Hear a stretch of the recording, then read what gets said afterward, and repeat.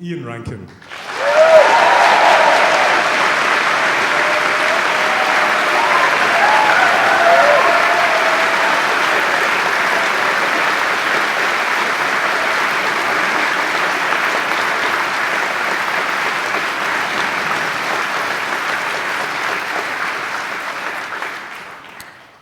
Good evening.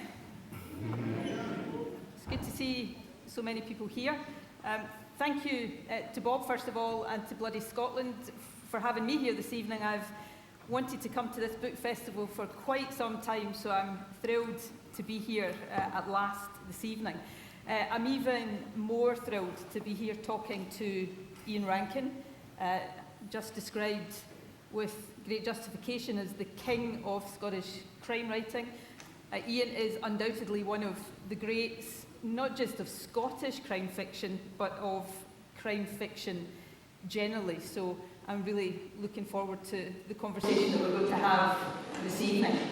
Ian obviously, most famously, is the creator of the curmudgeonly, renegade, more recently retired Scottish police officer, John Rebus. Am I right in saying this is the 22nd? I think I'm right in saying this is the 22nd Rebus novel in A House of Lies. It doesn't say. I'm pretty sure we can check it later. If it was on Google, we can maybe check it when we're sitting here. But it's round about the 22nd. He's going to check now. There's a list at the front. Anyway, we can check later. Aye, it is. Yeah. I'm sure it is. I'm sure you're right. I'm pretty certain. Ian, when you wrote the first Rebus novel back in, I don't know, I think 1987, I think, did you ever envisage, did you plan it as a series, and did you ever envisage that you would be more than 20 novels on? I didn't even think of myself as a crime writer back then. I'll be honest. I was still at uni. I was doing a PhD on Muriel Spark. I was scratching around trying to find what kind of writer I wanted to be. And in the process, trying to write the great Scottish novel. And for me, the great Scottish novel was, well, somewhere between Jekyll and Hyde and Miss Jean Brodie. And so I wanted to write about a character that was complex, potential on the side of good, but potentially not. So maybe an ambivalent character, an ambiguous character. I wanted to write about good and evil. I wanted to write about the fact that within us all we have the potential to do good, but also potential to do terrible things. And this guy just popped into my head. I was sitting in my digs in Arden Street in Edinburgh one night, and in fact it was bizarrely, it was the same night, the same day that I'd signed a contract to my very first book, The Flood, which was not a crime novel of any shape or form, but it had a mystery in it. And I'd signed a contract on that with a very small publisher called Polygon Books. Went back to my digs and sat there, and just the idea popped into my head of this guy called Rebus, and somebody from his past is kind of torturing him psychologically by sending him little clues that should mean something to him. But he's blanked out what this might be. Didn't know any cops, didn't read crime fiction, didn't think of this as going to be a series. The book was published. I went into James Thinn's proudly to find it. It wasn't there. I was looking in the Scottish literature section. You know, Spark and Stevenson. R should be just in front of Spark and Stevenson, you know. Between Mark O'Vaney and Spark and Stevenson. And no, it was in the crime section, this dark, wee, dusty corner at the back of the shop. This was in the days before crime fiction was sexy and exciting. And I thought, oh. And I remember going to see the writer-in-residence at the uni, whose name was Alan Massey, and I said, I seem to have written a crime novel by mistake. And he said to me, he said, well, you may never get the literary kudos, but you might make some cash. And it was a long time coming, but I did eventually make some cash. But no, he was only meant to be there for one book, and people know the story, but I did bump him off at the end of the first draft. He was shot and killed at the end of the first draft. I bet you're glad you changed your mind on I am, that. and I can't find the first draft. I can't find it. I don't know what happened to it, but I'm pretty sure that he died at the end. And And it was a few years before I brought him back. I did other things. I tried a spy novel and I tried a thriller. And it was an editor. An editor said to me, whatever happened to that guy Rebus, I quite liked him. And that was all it took, was a kind word from a stranger. And I brought him back. And the rest is history. Well, the rest is history, because by then I knew I wanted to write about Edinburgh. I wanted to write about Scotland. I wanted to write about social issues. I wanted to write about history and politics and good and evil and big moral questions. And I wanted to find out more about Edinburgh, the city that was a kind of mystery to me, even though I'd lived there for a few years. And I thought a detective's the perfect means of doing that. And I think that, crime fiction, for me, is the perfect storytelling form. You can take on anything. You can take on huge, big issues. It can be funny, witty, sad. It can be full of action. It can be thoughtful. All of that can be contained. You can get everything from Sandy McCall-Smith to Val McDermott. Everything in between. In the Scottish crime novel. As you said, you alluded to this a moment ago, Rebus wasn't an overnight success. It was what, book 8? Well, no. Black and Blue that won the Gold It won the Gold Dagger. It didn't make me any money. Didn't make me any money. But was that... You've It did win probably the Gold made up Dagger. for it since, though. I have made up for it since. But no, that one, you're right, that one, when I wrote that book, Black and Blue, it felt like a big book to me. It felt like a change. It felt like a much more powerful book, and morally and in terms of structure and everything, it just felt like a bigger story. And Rebus felt like a much more compelling character. It was like the apprenticeship was over. Here's the stuff happening now. And I gave it to my publisher, and they went, oh, it's another Rebus book. They didn't see it as being a big breakout book until... because it was published in the January, whatever year it was, 97, and it wasn't until November that year that it won the Gold Dagger. And that was when my publisher went, oh, right, so maybe we should put a wee bit of marketing muscle behind Ian's next book. And the next book, The Hanging Garden, managed to get in the Sunday Times top 10 at number 10 for 1 week. I thought, you've made it. But was that... there must have been a degree of frustration between the first Rebus book and number 8. The perseverance, the belief and the faith in the stories you wanted to tell, or did you ever come close to giving up? And partly it's doing been thrown, just being thrown. It's a good Scots word. It's a fifer.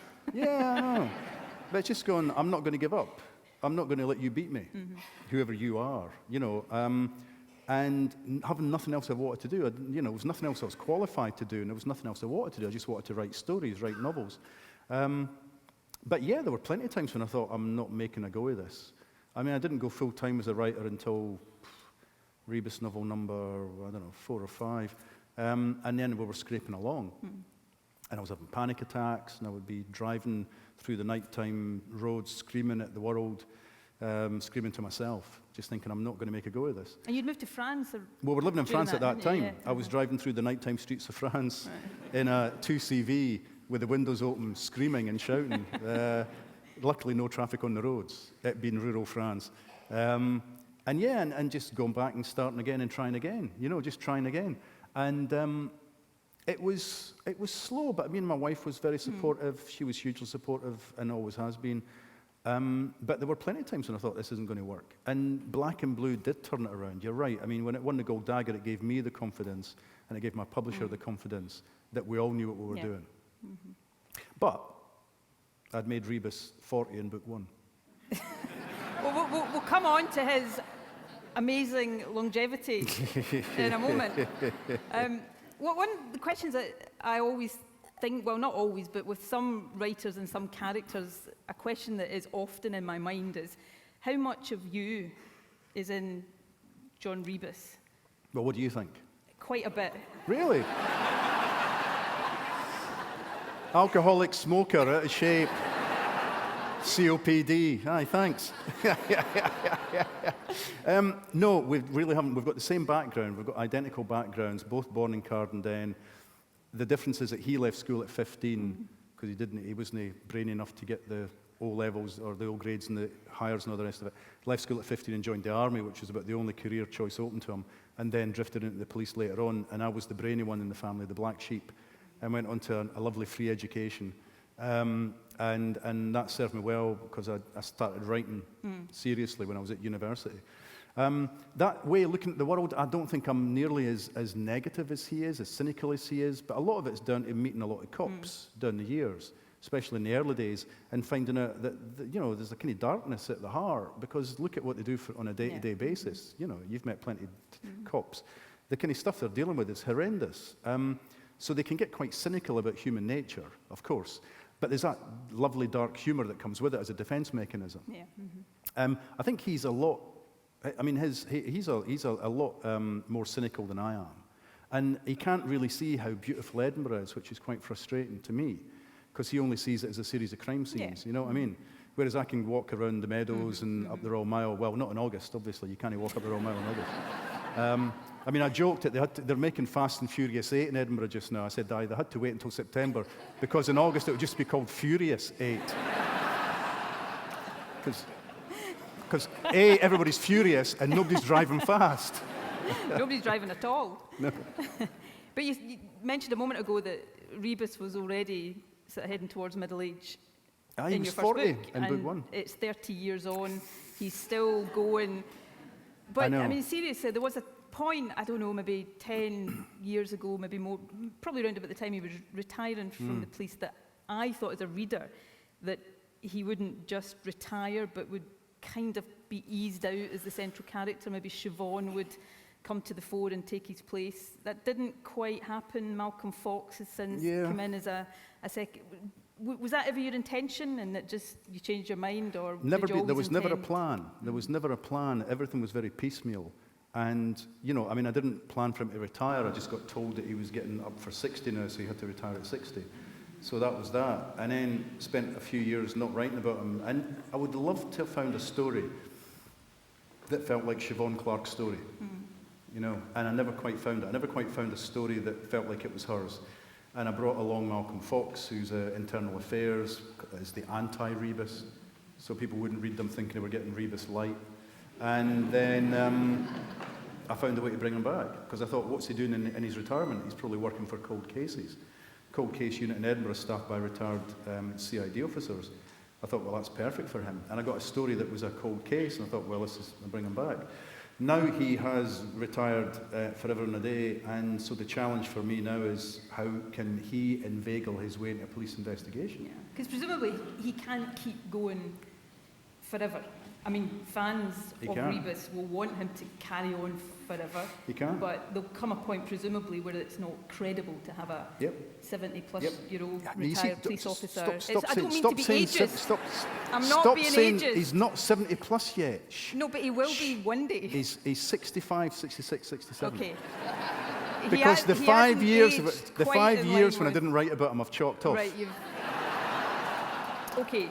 But one day he'll be 70 plus, and presumably there'll come a point where it's not credible for him to still be dotting about. I mean, I'm enjoying his retirement books. I'm enjoying following his life, this trajectory. This guy who looks around him at the world, it doesn't make as much sense as it used to make. He feels like he's been put out to pasture. He wants to feel still useful, and he wants to feel like he can still make a difference to the world. And the world's saying, no, we've moved on now, we don't need you here anymore. And I like it when I take him, you know, he goes to an old pub he used to go to. There was an old snitch that used to give him information, and the pub's now a Starbucks. And the snitch is long dead. You know, the world just moved on, and he's not moved on with it. Or he goes to a police station, and he can't get past the front desk. He nicks folks' warrant cards and stuff. Yeah, because he can't. Otherwise, he can't. You know, he's got to nick a warrant card because he's got no ID. He's got no way of getting anywhere. And I like that. I mean, that keeps the series fresh. It keeps me on my toes. It keeps it interesting for me. And I haven't given him COPD. That's become an issue because he's not going to manage the 2 flights of stairs to his tenement flat anymore. So at some point, he's going to have to move into a dreaded bungalow. He can't think of anything worse than moving into a bungalow, but it's going to happen, or a ground floor flat, I suppose, a main door flat. But these are all things that happen to us as we get older, you know, and he's to that extent realistic. He's not very realistic as a cop. He's more like a private detective. Yeah. You know, the Lothian and Borders chief constable years ago said in not an interview, but I think he was reviewing one of the books, and he said he wished he had one like Rebus on the force. Yeah. There's room for one maverick. Then maybe, not so much now. I don't think anybody like Rebus could be tolerated for any length of time now. Possibly not. You know. I feel the need to say that as well, First Minister. in the real police force. Well, yeah, but I mean, well, Police Scotland, God bless them, they've not had to look too far Moving for their swiftly crosses, on. have they? But we've got the right guy in charge now. Absolutely. Ian Livingston. Anyway, back to Rebus. You mentioned earlier on Jekyll and Hyde. How many senior officers are on gardener leave at the moment? I can't remember. Anyway, sorry. Can I just remind Mr. Rankin that I'm interviewing him, not the other way round. But will he? Nice do you cop, think, nasty cop. Nice cop, nasty cop. Will he always stay just on the right? Will Big Jer ever manage to kind of get him over to the dark side, or will he finally nail Big Jer? Well, who knows? comprehensively? Who knows? They're almost, they're umbilically linked. They can't imagine life each without the other. Jekyll and Hyde, I think you were going to hint at that in the question. There is a wee bit of Jekyll and Hyde there. I mean, I think, Rebus has been my Mr. Hyde in a way, and I think Cafferty's definitely his Mr. Hyde. Chief Constable.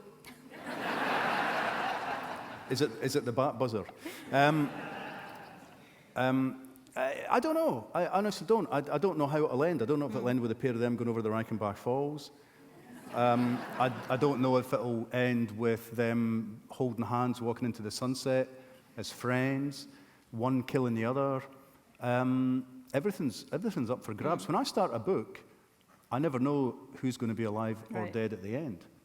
So you don't have it all plotted When I started right? that one, it was going to be a story about these kids who find a body in a car. And then within a few pages, one of the kids had phoned the police. I thought, oh, right, so now it's a Siobhan Clarke story. The kids are not part of the story.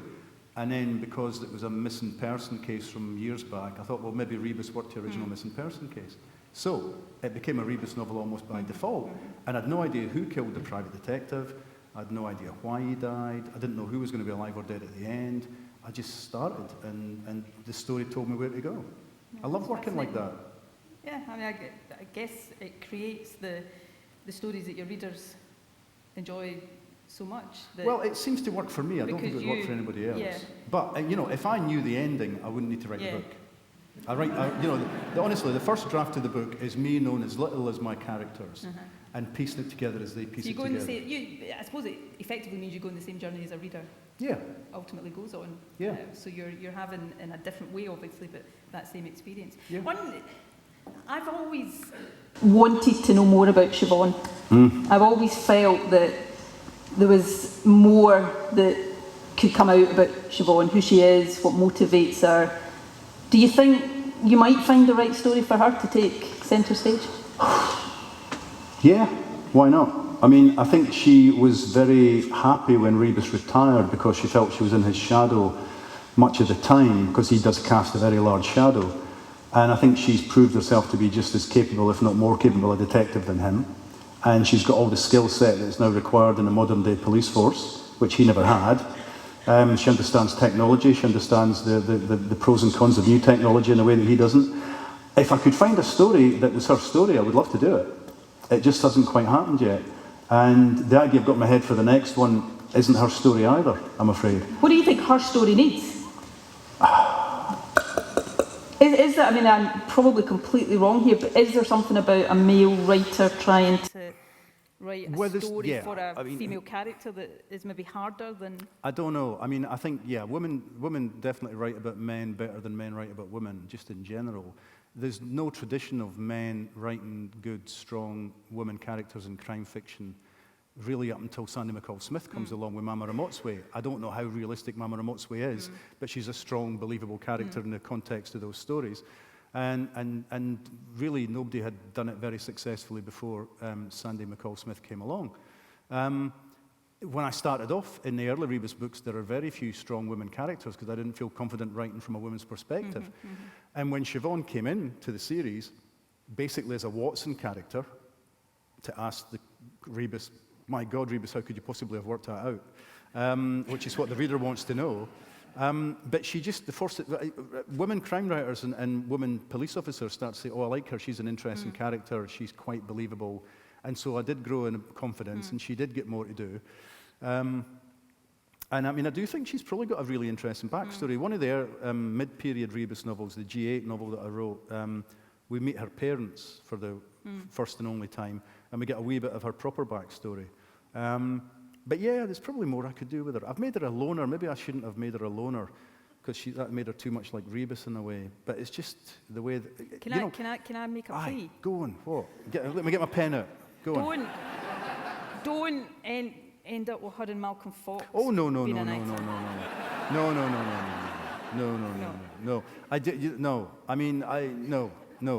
Was it ever tempting?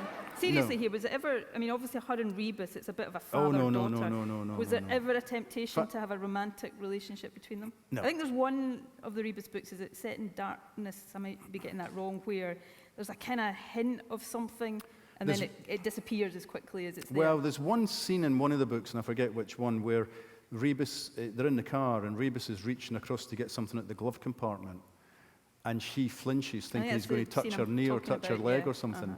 And he's really embarrassed that she would think that he would do that. And that's the moment. But it's a slightly more awkward moment maybe than you remember it being, because he'd never do anything like that. And he's a bit shocked that she would think that he might try and do something like that.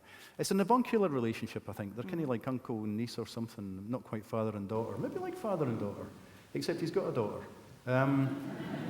She comes and goes in the she books comes as and well. goes. Yeah. I don't know. It's the thing is, I don't like writing about relationships. So I decided that Rebus would pretty much from the get-go be a loner. Fox would be a loner. Siobhan would be a loner, because otherwise they're saying, I'd love to investigate this case, but my kid's got to go to the dentist, or I've got to take my partner out for a meal, or something. You know what I mean? I've got to go on holiday. No, sorry, I can't investigate this. He's in a relationship in the last couple of books. Rebus is? Yeah, he's in a quite nice relationship with a pathologist who's trying to get him to practice mindfulness to relieve his blood pressure and all the rest of it. I love think that. there's more autobiographical elements in Rebus than Mr. Rankin. Who's buzzing? Is it you or me? It's not. I think it's me. We're all buzzing. I'm going to leave it out here and see if that fixes it. Some of the strongest characters, if you like, in your books are the non-human ones. The city of Edinburgh. Yeah. You know, when I was first reading Rebus, I didn't spend as much time in Edinburgh as I do now. I didn't know the city as well as I do now, and I got to know. Sorry.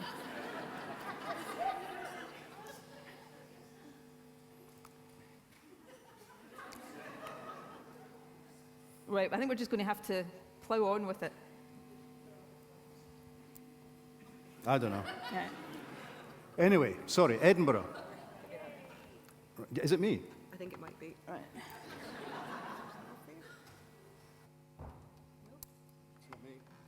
Is it me?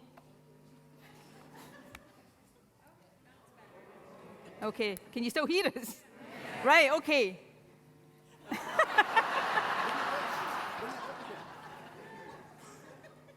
Open it up again. Open it up. I know. Right, I'll hold it there for a second, okay? Right.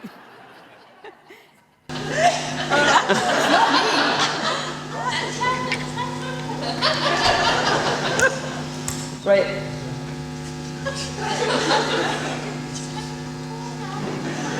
Keep going. It's not annoying you, though, is it?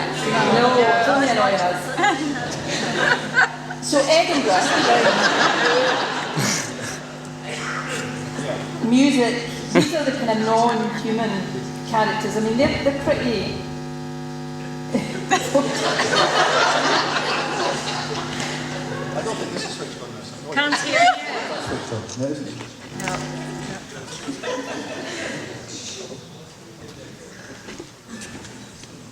Right, that's better. Okay? 1, 2, 1, 2. Oh, perfect. Switch that on now. Yes. No, you're right. I mean, Edinburgh is, I would say, the central character in all the stories. It's me trying to make sense of Edinburgh and trying to use Edinburgh as a microcosm for Scotland as a whole. And Edinburgh's an absolutely fascinating city and has a strong literary thing going on. You know, it was the first UNESCO World City of Literature. Absolutely. And the reason for that is that it's got this extraordinary history of writers making a home there and using it as a place that nurtures them and they write about right up to the present day. And for a wee city, I mean, I describe it as a TARDIS because it's much bigger on the inside than it is on the outside. You know, you can walk around the centre of it quite easily in a day, and yet you could live there your whole life and still not get to the meat of it, what makes it tick. So it's a fascinating wee microcosm. Yeah. And I just think and every time I walk around the streets, I see something I didn't see before. Filming a Hollywood film over there, silent disco over there, you know, me buying a gun over here.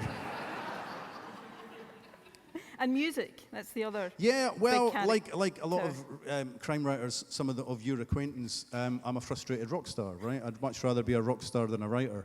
But I was no good at it. I tried it when I was a teenager. By the way, I am in a band now, and I do have singles for sale upstairs.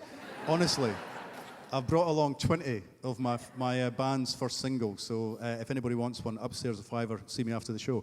But no, I love music. And when I was living in Carden was not the most exciting. You'll be shocked to hear this. But Carden was not the most exciting town in the world in the 60s and 70s. And my escape was to sit in my bedroom surrounded by music. And listen to music, listen to radio, buying records, going down to Bruce's record shop in Kirkcaldy and buying records when I could afford them, listen to John Peel late at night, buying a music press, Sounds, NME, stuff like that, and just dreaming of this other world out there, this other world, and seeing it beamed into your TV on top of the pops, these alien creatures, Mark Bolan and David Bowie and all that. And I just thought, that's an escape. And some of the first things I ever tried writing were song lyrics. And I wrote streets of song lyrics for non-existent bands when I was 10, 11, 12, 13, 14, 15, 16, 17. 42, 43. But I did, honestly. I don't know what happened to them with that. They got chucked out a lot. Are you writing songs for your my band Best Picture? now? My band Best Picture, yes, I write the lyrics. It's all original material. No, we're not a covers band. And we've only got 5 songs. But we played in Glasgow recently. We supported a band in Glasgow. I said to the audience, look, we'll be on and off in 15 minutes. Don't worry. You won't have time to get bored. And no encore, because we've got nothing for an encore. But I quite like it. Because writing is a very solitary occupation. Yeah. Well, it's solitary. I mean, yeah, but it's not a lonely occupation, but it is a solitary occupation. And to get together with a bunch of people and do something creative is refreshing. Yeah. What do you think it is about crime writers? When I interviewed Val McDermott at Harrogate over the summer, we spent the first 10 minutes talking about her Glastonbury appearance. Yeah, yeah, because she's still got the bloody wristband she still on, I wears think. She's it, not taking it off. She won't take it. The rest of the band have got rid of theirs. She's still got hers. I mean, again, Val grew up in Fife in the late 50s, early 60s. It felt like it was cut off from the rest of the world, but it was a very creative place. And I mean, she was getting into folk music from quite a young age. I was getting into punk from a fairly young age, and I think we just anything creative. It was anything creative, If it's a small country in Scotland. I mean, it's a TARDIS again. It's much bigger on the inside than the outside, but it's a small enough country that all the creative folk get to know each other eventually. So the writers get to know the musicians get to know the artists get to know the actors get to know, and it all goes around, and we all get to feed off each other in a really stimulating way, and get to work with each other sometimes as well, which is fantastic. You can see that, and you're all multi-talented, which... Not Didn't ask me to paint a painting. I can paint a scullery, but don't ask me. Back to your writing, because you're a fiction writer, a crime fiction writer, but a sense of realism in your novels must be important. I mean, you clearly have lots of inside contacts or information from the police. How much research goes into one of your books? Not that much, enough to persuade the reader that I know what I'm talking about. But I don't want the books to become PR exercises, so I don't hang out with cops that much. If I've got a specific question, there's somebody I can talk to, usually. But a lot of the cops I know are retired now, long retired. And that's the ones I tend to hang out with. And police has changed a lot. Oh, police has changed it a lot. I mean, yeah, again, that was another problem for me, was that when Police Scotland arrived, it brought with it different ways of investigating, say, a murder, a serious case. And, I mean, I've told the story before, but one of the ex-chief constables of Police Scotland got a bunch of the crime writers together in Edinburgh for dinner to apologise for the fact that he was making our job hard by, and also his wife was a fan of us, so I think that was another reason. But you know, but he kind of knew that we were almost in a way a conduit to the outside world. More people would know about the inner workings of Police Scotland through our books than through contact with the police in reality. And it was, and I went, yeah, you have made it hard, because someone like Siobhan Clarke would no longer be in charge of a murder inquiry. Yeah. There's this kind of unit that would be brought in.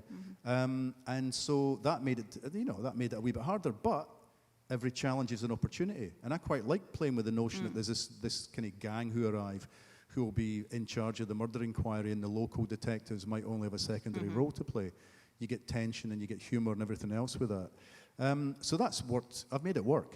I've made it work. But yeah, you've got to keep on top of that. Everybody thinks they know,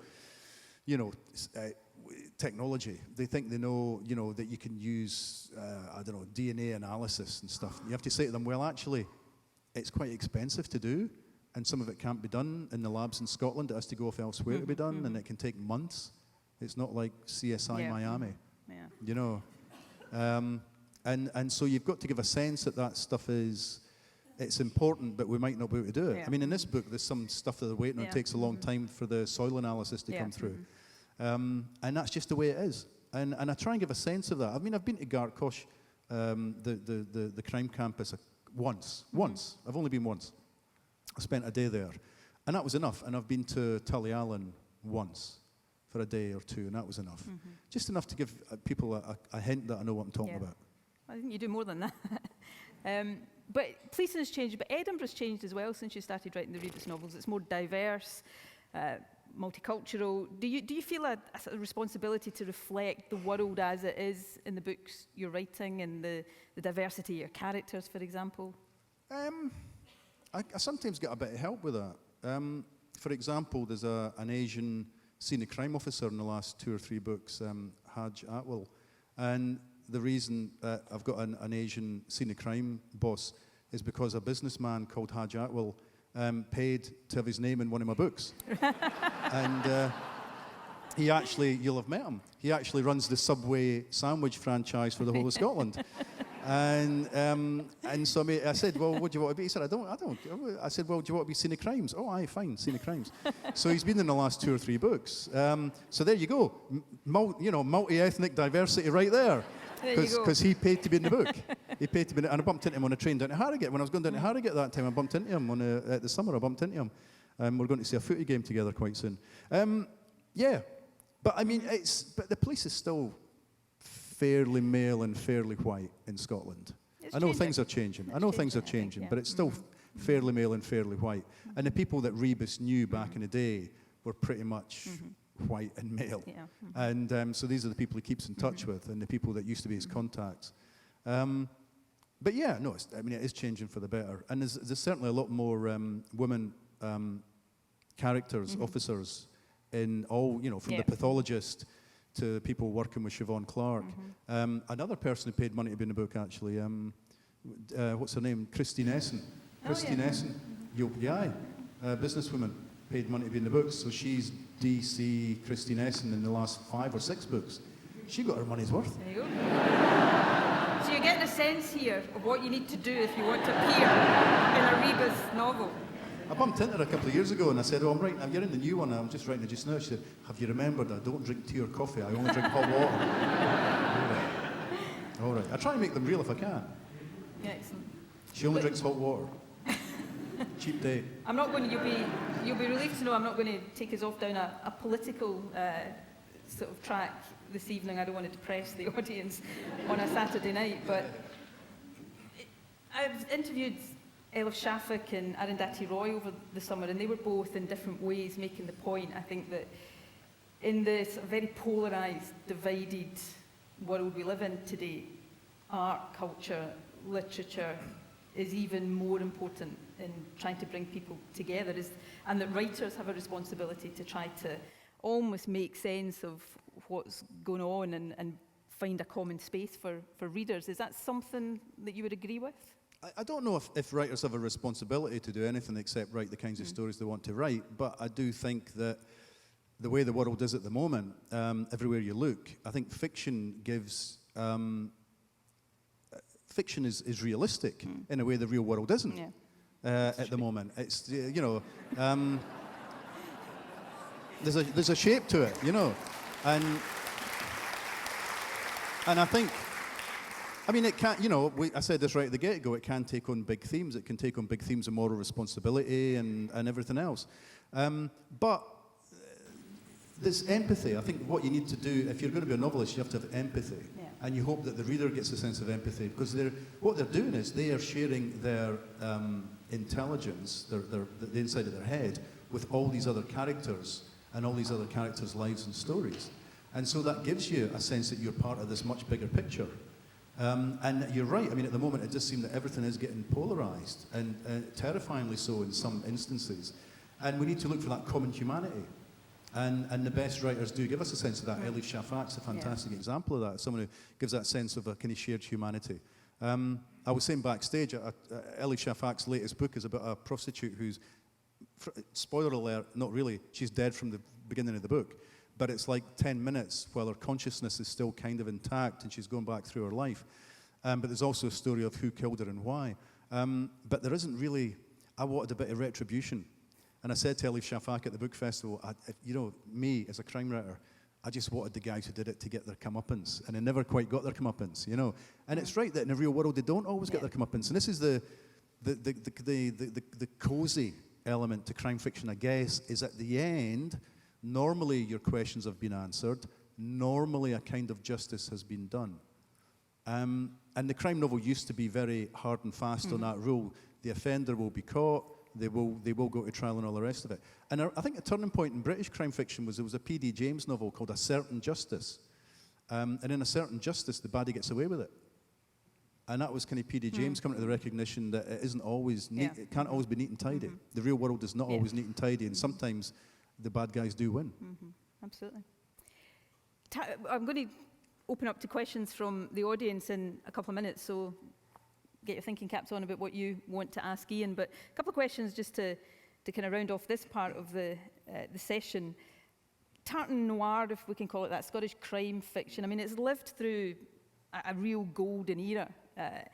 How do you see the future? Is it in good health? Who are the Ian Rankins and the Val McDermots coming up behind? Who would you recommend that people here, me, might not have heard of?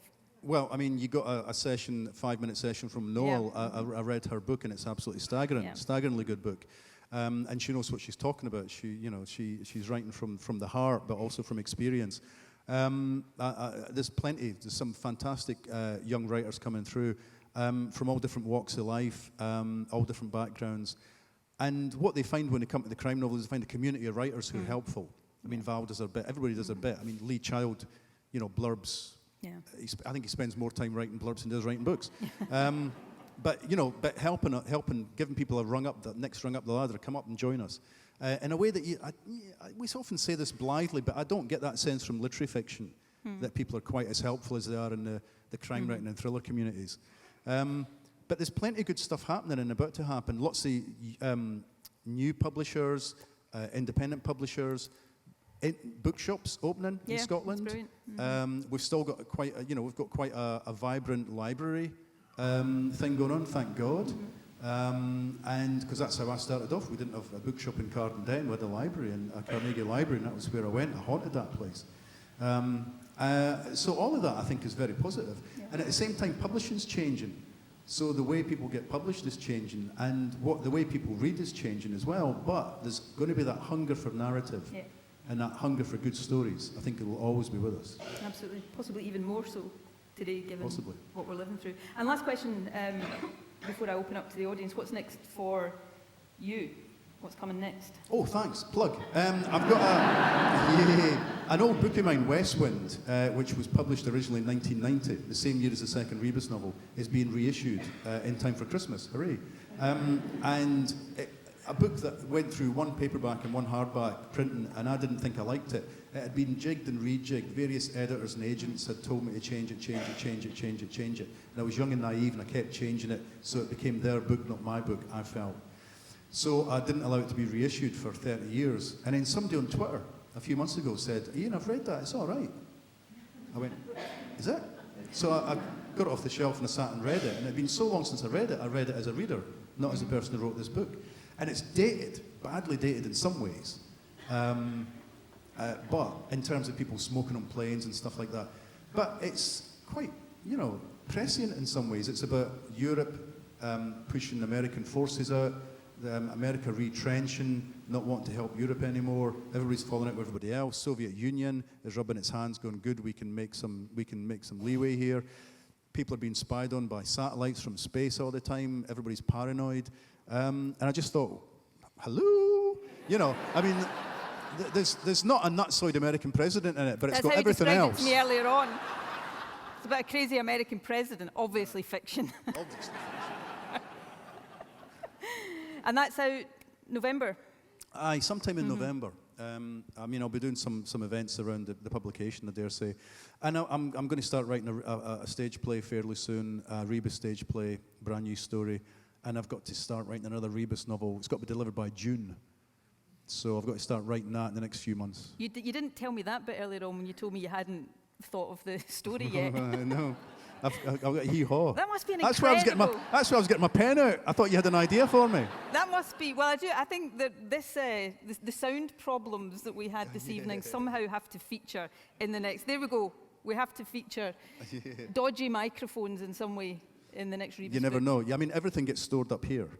Nothing... Muriel Spark said it. She said nothing. Are you ever going to finish the Muriel Spark thesis? No, my Muriel Spark thesis has gone back to where it all began. It's gone back to the National Library of Scotland. It's now in their archives. They took my archive this year.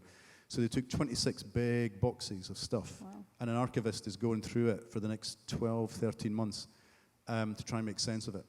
And they've got all the manuscripts, they've got contracts, they've got rejection letters, they've got correspondence. The last generation of writers who will actually have physical correspondence to leave. Letters from Ian Banks, letters from Willie McIlvanney, letters from Ruth Rendell, letters from P.D. James, letters from Colin Dexter, letters from Philip Kerr, who interviewed on this very stage a few years ago. They're all dead, And it's kind of staggering to me that I used to have to write. I lived in France. We used to write letters all the time.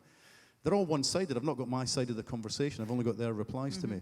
But my favourite bit was a PS in one of Ian Banks' letters that said, "Who is Irvin Welsh?" He'd literally never heard of Irvin Welsh. This was This was shortly after Trainspotting came out. Right. But it was a bit of a cause célèbre when it came out as a book. And I was sitting in rural France and knew who this guy was. And he was sitting in North Queensferry, not a Scooby. Says something about Fife, I don't know what, but anyway.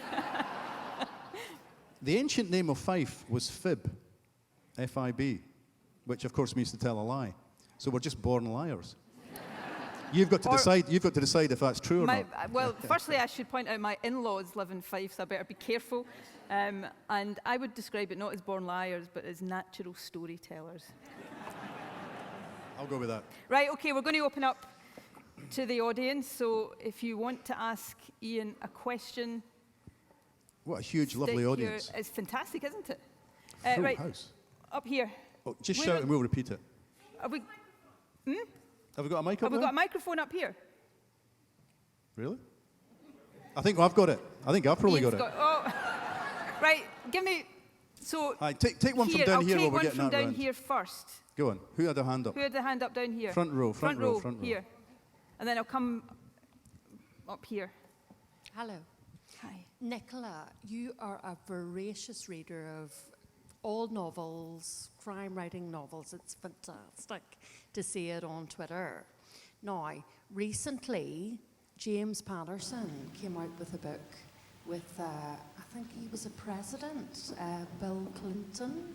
The president is missing. What I would like to know, perhaps, could you and Ian Rankin team up and come up with a novel? Maybe the First Minister is missing. Would you fancy trying your hand at that?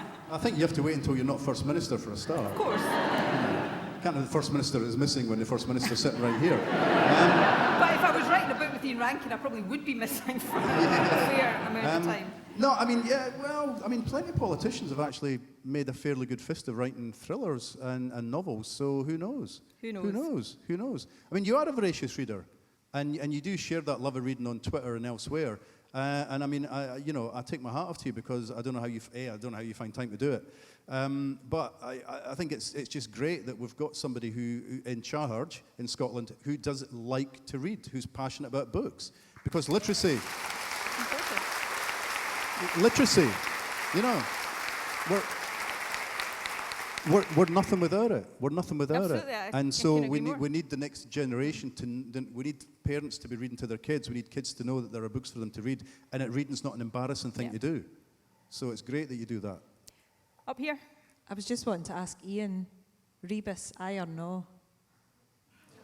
Rebus, aye or no? I think I might have answered this in one of the books. I can't remember. He's only voted 3 times in his life for 3 different parties. That's a politician's answer. I know, Ian. no, but it's. I think Rebus. If you're talking about yes or no to independence, which I assume you are, not Brexit. The thing about Rebus is he likes the status quo. He fears change. He doesn't like change. He's very set in his ways. I think he would be a no. But he'd be balanced by Siobhan Clarke being yes and Malcolm Fox being right down the middle. Right down the middle, weighing it all up, waiting to decide how's he going to go. I think Rebus would have voted yes in the independence referendum and leaving the Brexit. Oh, really? He's a Brexiteer? Oh, God, really, do you think? Oh, my God, I can't think of Rebus as a Brexiteer. No. You know Maybe what? not. He's never owned a passport, so you might be right. Not even to get into Edinburgh from Fife. No. I know. No, that's coming. Right, who's next? That's coming. Who else has got a question? Got one down in the middle. Yes. Can Keep you your see? hand up. Stick your hand up. Yeah. Racing along. As a non-Scot born and European born, I'm fascinated by bloody Scotland as a concept and success. So this is a question to both of you, please, if you don't mind. What do you think are the roots in terms of success of Scottish crime writing in general? Is it the history? And what does Robert Burns has to do with everything?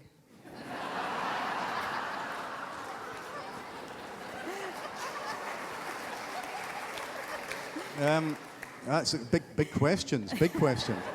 I think if you talk to a lot of Scottish crime writers, you'll find they weren't influenced so much by the traditional crime novel, the Agatha Christie or the Raymond Chandler, the kind of Private Eye or the Miss Marpley type books.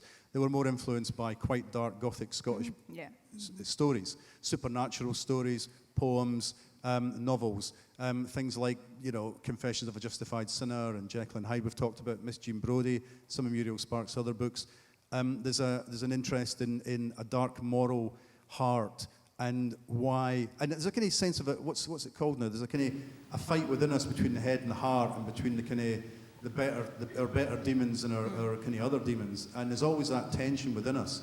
And I think that's the roots of Scottish crime fiction there. It doesn't have an awful lot to do with Burns, except Burns is revered now, but he was a bit of a bugger when he was alive. And so he also had the devil in him. When he writes about the devil, he's writing from his own perspective. I think there's a bit of the devil in him, I'm sure. And we're having a fantastic at the moment. We're kind of what we're doing. We're recognising the flaws in our history. We're recognising that we were never perfect people, and part of that is recognising that Burns nearly did go off to work on a slave plantation. That he was very close to leaving and becoming one of these people that we now despise.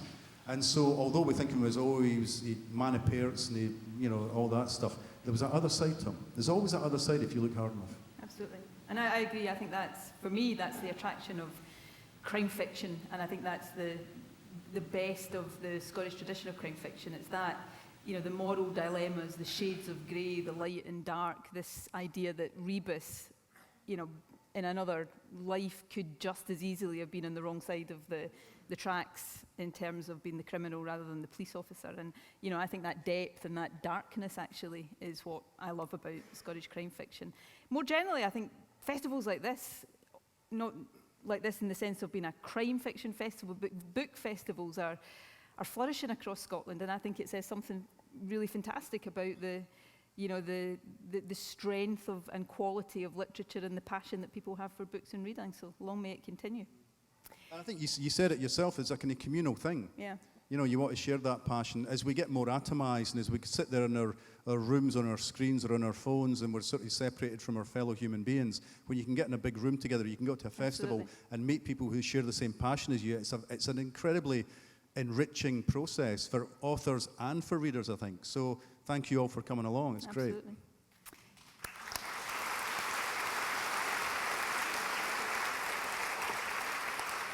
Okay, I think we're probably out of time, but I'll take one more question if there is one, because I'm enjoying it. Right, down here in the front.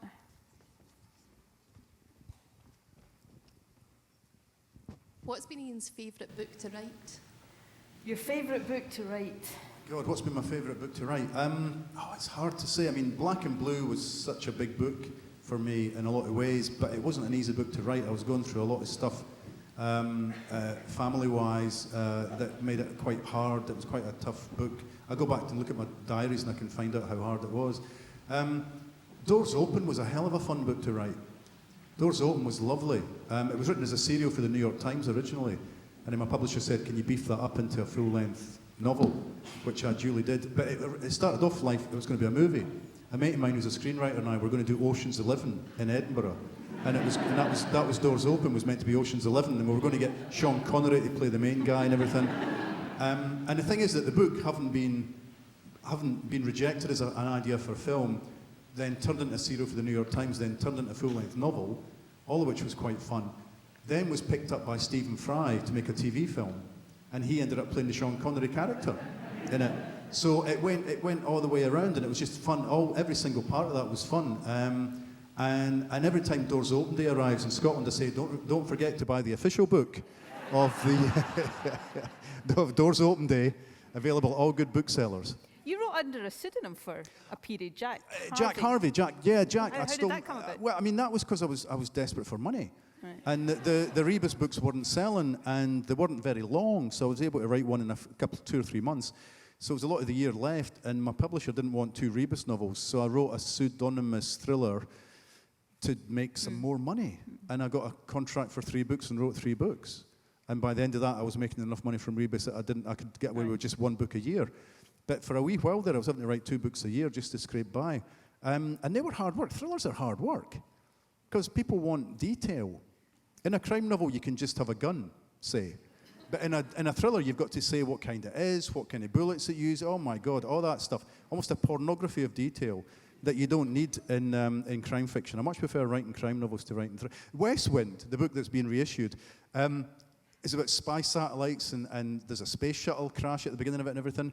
And I went to my local library, we were living in Tottenham at the time, went to my local library in Tottenham and said to the librarian, you got any books on space satellites and shuttles and that, pal? And eventually this pile of books arrives, and it was all geometry and stuff. I'm going, what the hell is this? You know, it was like, this is how a satellite orbits. I'm going, what? That's no use to me. And it's Greek.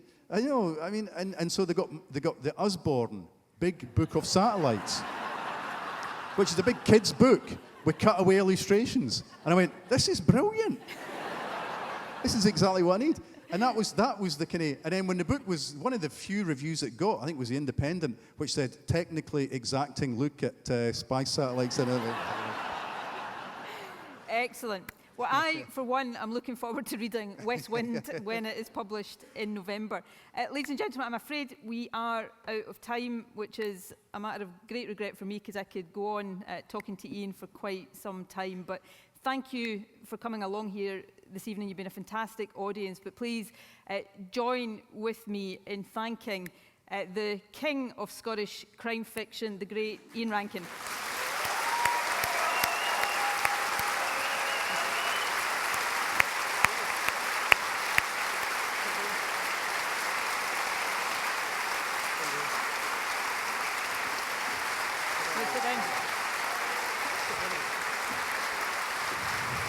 Well,